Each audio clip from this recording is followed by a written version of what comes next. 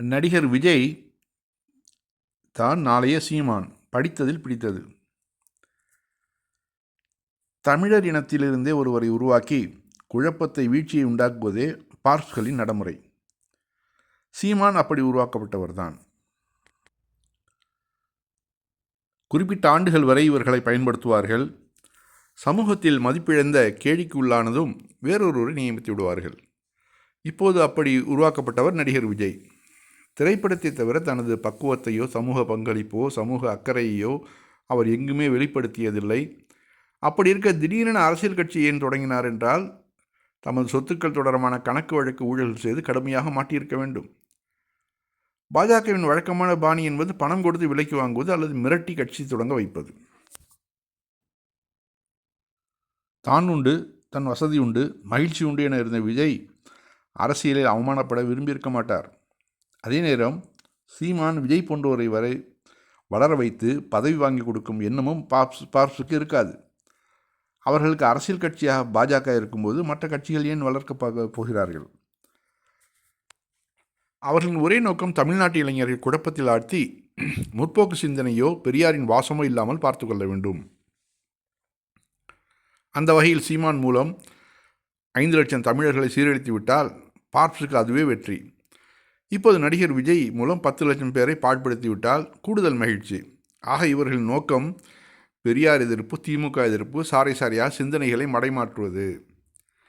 நடிகர் தானே, விஜய் தானே, ஒரு கவுன்சிலர் தேர்தல் கூட வெற்றி பெற முடியாது என நாம் கணக்கெடுக்கக்கூடாது. விஜய்க்கும் தேர்தல் வெற்றி பெறுவது இலக்கு கிடையாது. இவரை உருவாக்கியவர்களுக்கும் அந்த நோக்கம் கிடையாது.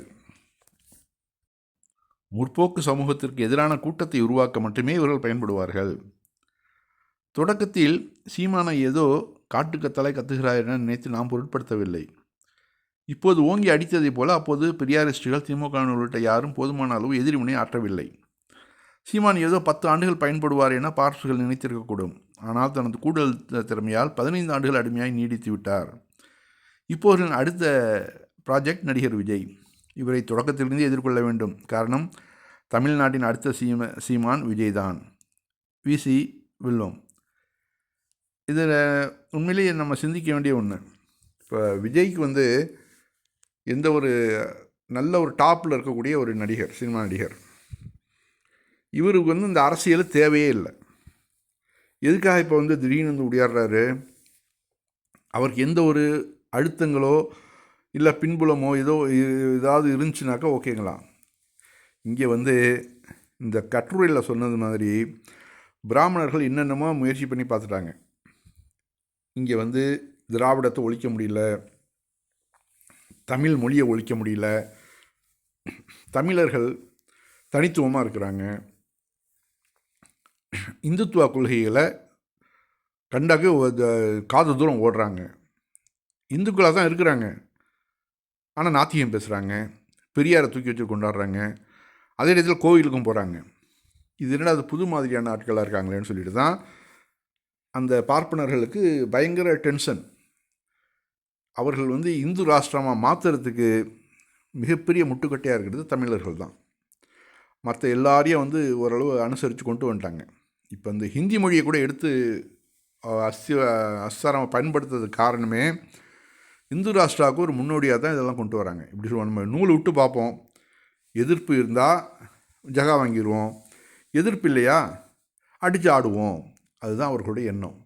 ஏன்னா இன்னும் 50 வருஷம் ஆனாலும் சரி முஸ்லீம்கள் ஹிந்துக்களாக மாற போகிறதில்ல.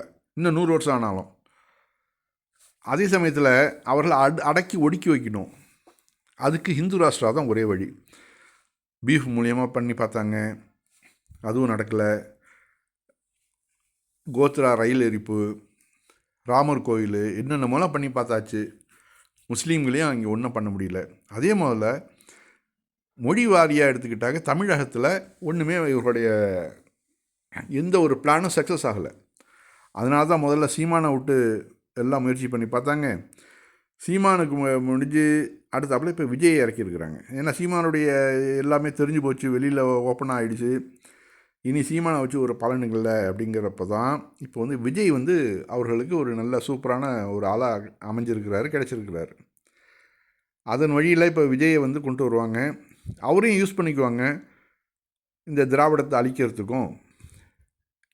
ஏன்னா திராவிட மொழி வாரியாக அழிக்கிறதுக்கும் திமுகவை அழிக்கிறதுக்கும் இவரை பயன்படுத்திக்குவாங்க. அது இவர்களுக்கு வந்து தமிழகத்தில் மேலேயோ தமிழ்நாட்டின் மேலேயோ எந்த ஒரு நலனும் கிடையாது சங்கிகளுக்கு. அதை நம்ம வரிசையாக பார்க்குறோம். அது அண்ணாமலையிலேருந்து ராஜாவிலேருந்து தமிழிசை சவுந்தரராஜன் வரைக்கும் எல்லாரும் ஒரே குரலை தான் பேசுவாங்களே ஒழிஞ்சு, ஏன்னா அவர்கள் ஆர்எஸ்எஸில் அப்படி தான் வளர்க்கப்பட்டிருக்காங்க. எல்முருகன் வரைக்கும் அப்படி. சரி, எல்முருகன்லாம் வந்து ஜாதியால் தலித்தாக இருந்தாலும் அவர் முன்னேறுவதற்கு, அவருடைய சமூகம் முன்னேறுவதற்கு பெரியார்லாம் எந்த அளவு படிக்கட்டாக இருந்தார், அதெல்லாம் தூக்கி தூரம் போட்டுருவாங்க. அவர்களுக்கு தேவை இந்து ராஷ்டிரா. அந்த மாதிரி தான் மூலச்செலவு செஞ்சு தான் அவர்களை வந்து வளர்க்குறது இங்கே ஆர்எஸ்எஸ் கூடாரங்களில். அதனால் அவர்களை பற்றி நம்ம வந்து ஆச்சரியப்பட்டு பார்க்க வேண்டிய அவசியம் இல்லை. அவர்கள் அப்படி தான் வளர்க்கப்பட்டிருக்கார்கள், அப்படி தான் அவர்கள் வளருவார்கள்.